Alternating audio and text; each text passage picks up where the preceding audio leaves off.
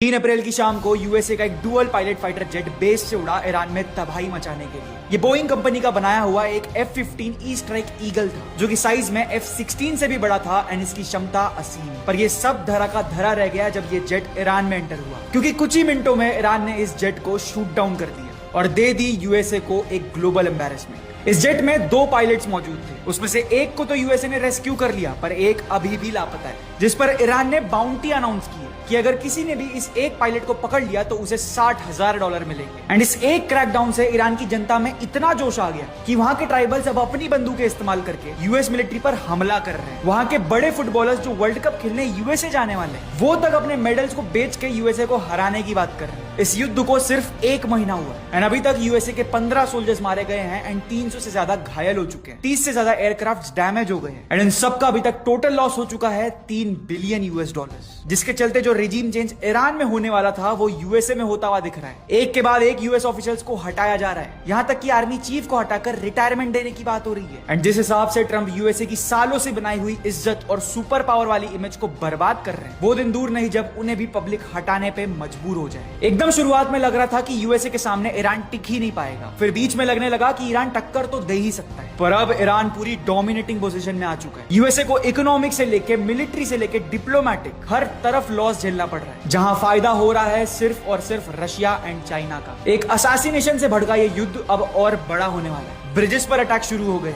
Oil refineries, take hubs, किसी को नहीं छोड़ा जा रहा है। अपने लीडर को खोने के बाद ना ईरान चुप बैठने वाला है, ना यूएसए ईरान के सामने झुकने वाला है, जिसका मतलब साफ है कि आने वाले दिनों में बहुत कुछ बहुत बड़ा होने वाला है। एंड इन सारी घटनाओं की जानकारी इंडिया इन लास्ट 24 आवर्स ही है, जो आप तक सबसे पहले लाएगा। सबसे पहले हम ब्रेकिंग न्यूज पोस्ट करेंगे, फिर हर शाम 6 बजे की डिटेल वीडियो आएगी जिसमें लास्ट 24 घंटों की सारी न्यूज कवर हो, एंड हर रात एक ऐसा हाई एफर्ट वीडियो आएगा जिसमें वॉर से रिलेटेड भी सारे अपडेट्स कवर्ड हो। तभी तो मैं बार बार कह रहा हूं, ज्यादा सोचो मत, फॉलो कर दो इंडिया इन लास्ट 24 आवर्स को अभी के अभी।